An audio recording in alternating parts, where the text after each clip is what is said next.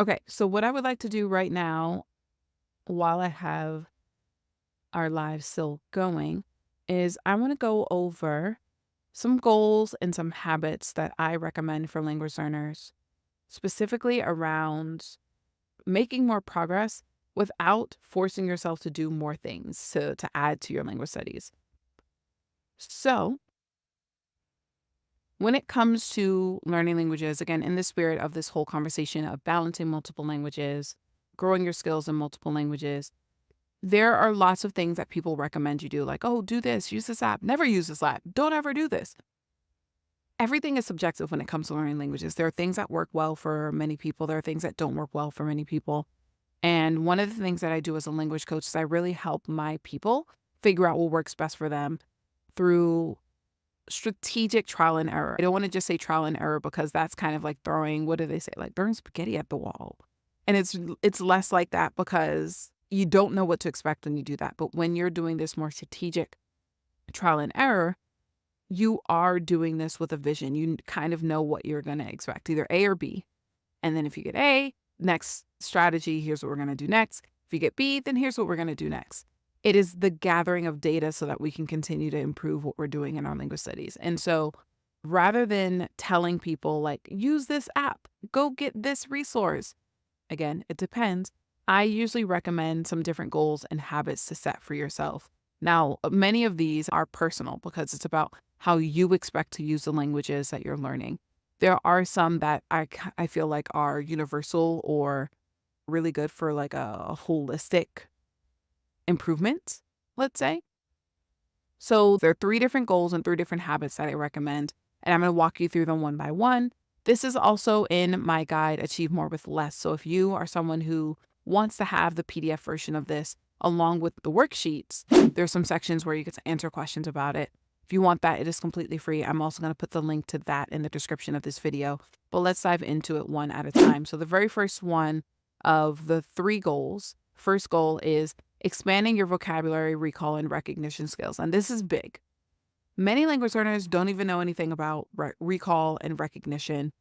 I think many of the people who do know about that are the people who have dived into flashcards. If you know flashcards, if you know Anki, then you know recall and recognition because those are different. Those are ways that you can categorize your card sets, your decks, right?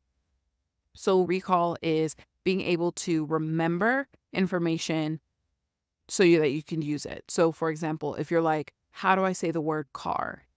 You have to recall the word car in the language that you're learning. Versus recognition is when you see it, when you hear it, being able to hear it and see it and go, oh, I know what that is. Many of us, not all of us, many of us have stronger recognition skills than recall skills because recognition is all passive. It's when we're listening to lots of content and reading lots of things. You can recognize it in conversation. You can recognize it when it's written down in a book. But if you had to use the word yourself in conversation, you don't remember what the word is until someone else says it and you're like, oh my God, really? Really? Really? I actually had a situation like that recently. I was trying to think of the word for furniture in Spanish. And I was like, I know I should know this word, but I don't.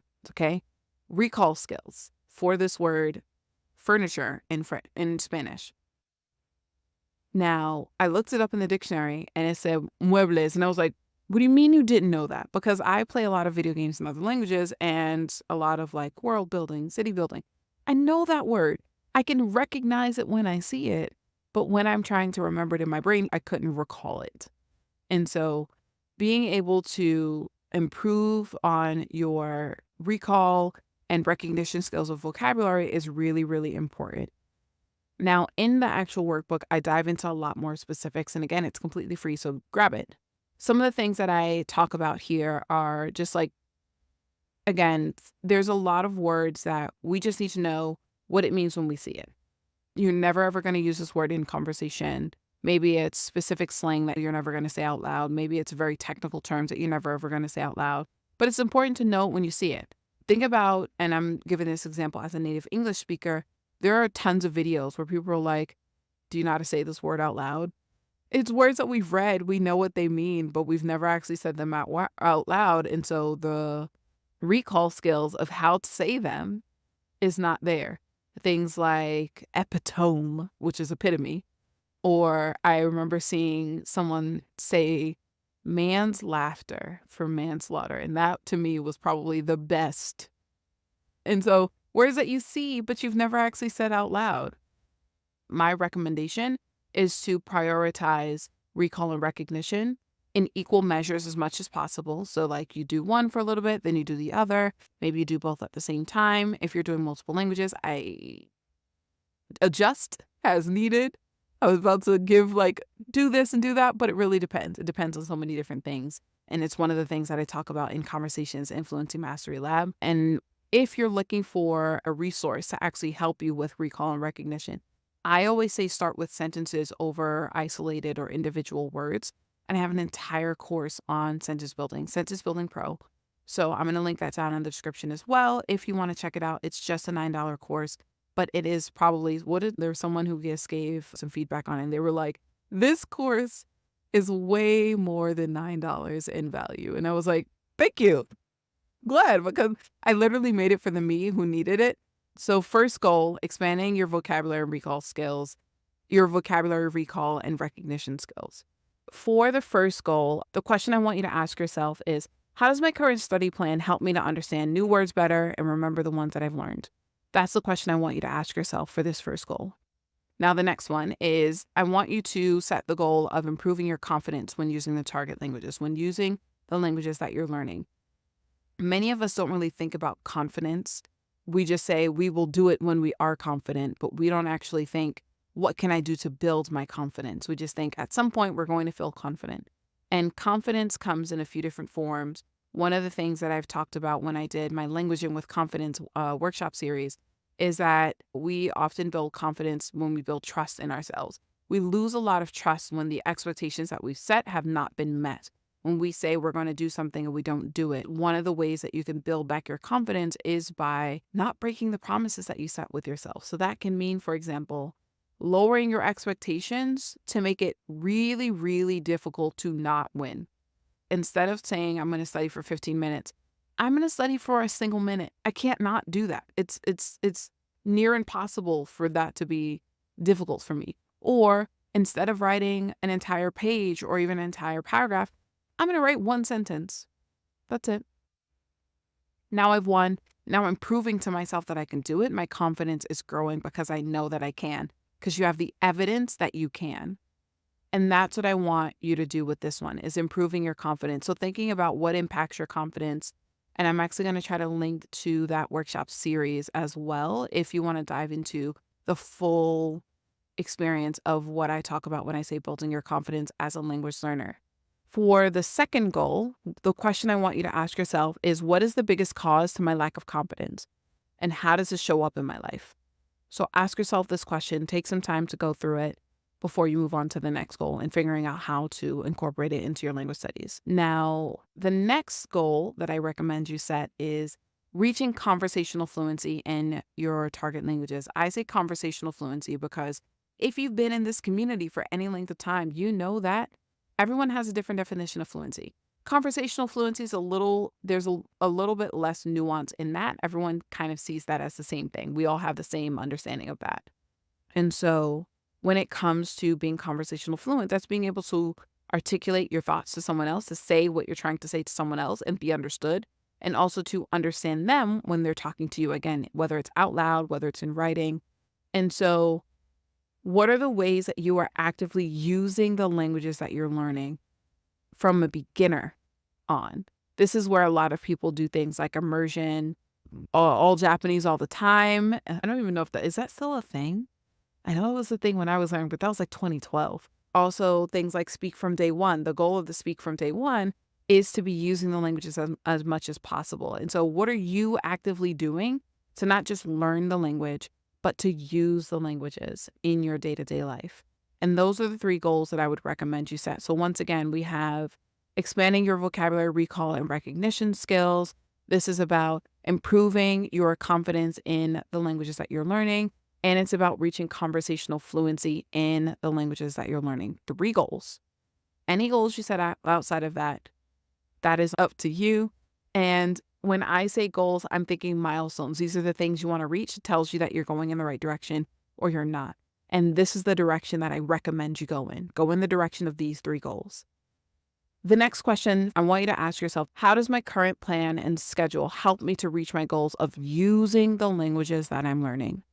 And I want you to answer that question for yourself before moving into the habits. Now we have the 3 habits that I recommend. And goals are the milestones. Habits are the regular actions that you take to build up your routine. And so the first habit that I recommend you set is to study your target languages for at least 10 minutes each weekday. Now, notice how I didn't say every single day. I did not say daily. I think daily studying is unrealistic. And also, when you get to a point where you can use the language more and more and you you start to just wean yourself off of studying. You're like, well, now what? I feel like I'm supposed to be doing things. And so, one, we reevaluate what studying means. And 2, I say 10 minutes each weekday. That gives you 2 buffer days to do what works best for you and not feel pressured to do things that just don't work for you in your language studies. And so for me, for example, I tend to say 3 to 5 times a week. That's my go-to for everything. 3 to 5 times a week. I give myself 2 days off. So first habit, study your target languages for at least 10 minutes each weekday. Now, my recommendation, if you are struggling to keep track of your studies and to actually stay consistent with this, I have a 365 study schedule template. It is a study schedule resource for every single day of the year. And you get to, on a daily, weekly, monthly, quarterly, annually basis, check on your progress, review your progress, and also just document it so you know how consistent you're being with that 10 minutes each weekday. And now the question I want you to ask yourself is, how can I add 10 minutes of studying every weekday into my current study schedule? 10 minutes. And that's 10 minutes maximum, not 10 minutes minimum. That means up to 10 minutes. How can you do that on a regular basis? Maybe this is your opportunity to make things more fun. I just recently released Polyglot Delights, and these are designed for 5, 10, 15-minute study sessions. And so you can literally just pull one of these activities and go, I'm just going to do that one. I don't even have to think about it. That's what I'm doing today.